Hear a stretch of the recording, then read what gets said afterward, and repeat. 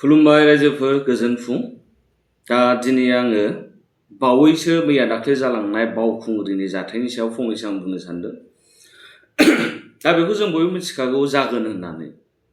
दा सानसे उनावबाबो साननै उनावनोबो बबेबा जेराव खाबु मोनगोन बे जाखागोनखा बेयो जोंनि जाथिनि मोनसे खोमोरनो हायै मोनसे दागखा बियो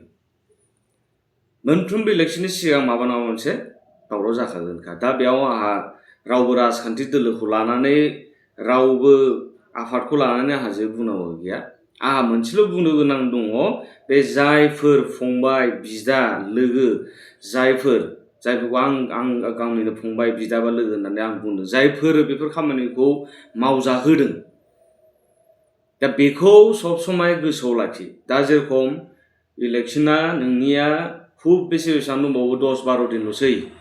बिनि उनावहाय रिजाल्ट ओंखारगोन माने मास मोनसेबो गैला बिनि गेजेरावनो गासिबो जाजोबगोन दा बे समनि गेजेराव गावखौहाय जोहोलाव बानायनानै दाला नोंजों मिथिखागौ लिडारफ्रा गावनि पार्टी सोलायनो थाखाय बांद्राय सम लाया नै दिनै देरहागोन थागोन गाबोन जेनगोन बेयाव थांगोन खिन्थु सोरखौ बाहायदों नोंसोरखौसो बाहायदों नोंसोरखौसो गाज्रि खालामदों नै गावजों गाव लोगोजों लोगो बुलायलायनाय सिनायलायनाय बुलायलायनाय ओरै हारिनि नामावहाय बदनाम सोरनि थाखाय लिडारफोरनि थाखायसो नङा होमबा बे लिडारफ्रानो गाबोन समफोर नै उमुक पार्टीनिफ्राय उमुक पार्टीनिफ्राय उमुक पार्टी माथो लाब जाखो दा बेखायनो फंबायमोन गोसोआव लाखि बियो मोनसे प्रसेससो बियो मोनसे बादायलायनायसो जेननाय देरहानाय थाखागोन बेयावहाय नों जेसेबांखि नाजाया मानो दा बाहायजा मानसिफोरजों दा बाहायजा ओरैनो नंखाय बे सानसे साननैनि थाखाय गावजों गाव सिनायलायनायनि गेजेरावहाय गावखौनो गाज्रि खालामनानै दाला आरो बेबो बैफोरबायदि लिडारफोरनि थाखाय जायफोर लिडार आं पार्टिकुलारलि रावनिबो नाम लायाखै दिनै उमुगाव गाबोन उमुगाव मेरला दं नोंसोरनो मिथिखागौ समस्ति नोंसोर मानसि नागिर नुखागोन नोंसोरो सोर मानसिया बबे पार्टी सोलायनाय बबे थांखो होमबा बेफोरबायदिनि थाखाय नोङो दम गुलाय गुजां नालाय खमलाय बुलाय सुलाय खालामनानै माथो जानो नैथि खोथाया जाहैबाय बिसोर माबायदि होननानै नोंसोरखौ बाहायो फालाय जे थां नोंसोरो थां अमुक खालाम आं नोंखौ नायगोन आंबो नायगोन बिदि होननानै बुङो नामा आरो नोंहाबोथ' मोनसे जिउ दङ ना नोंहाबोथ' मोनसे फिउचार दङ नोंबोथ' माबा मोनसे खालामनो गोसो दङ मावनो होननानै माबा मोनसे गोसो दङ होमबा बे साननै सानथामनि थाखाय गावनि इमेजखौहाय गावनि माबाखौ मानो गाज्रि खालामनानै लायो सिनायथिखौ मानो गाज्रि खालामनानै लायो फालाय ओंखायनो खोनासं जेबो नङा बुंथों सापर्ट खालाम नों बुं जे सार आं माबा मोनसे खालामनांगौबा आं खालामगोन आं बेबायदि खिन्थु खामानियावहाय आङो ओंखारफानाय नङा आंखौ बिदियाव लोब्बा दाला डाइरेक्ट बुं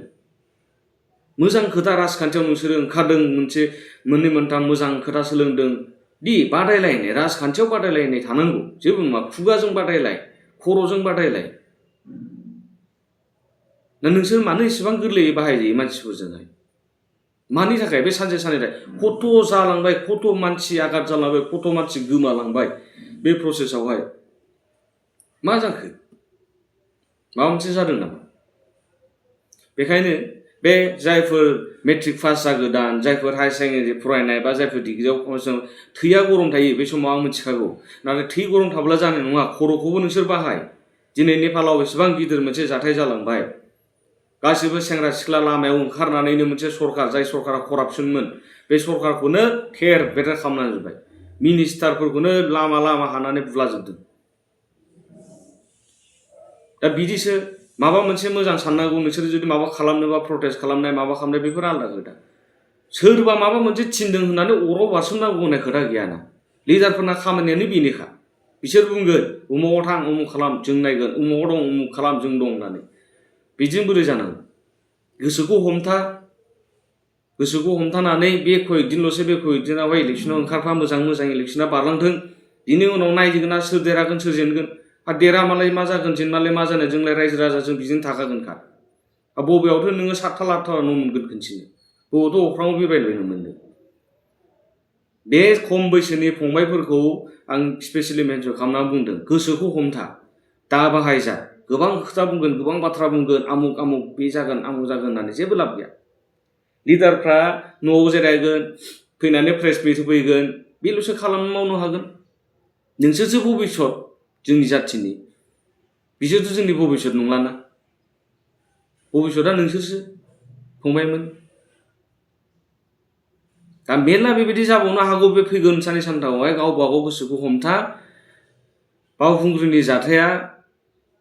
मोनसे आरम्भनिसो होननानै बुंगोन आङो दा खिन्थु नोंसोरबायदि फंबायफ्रा जुदि गोसोखौ हमथायोब्ला जेरावखि जाया मानो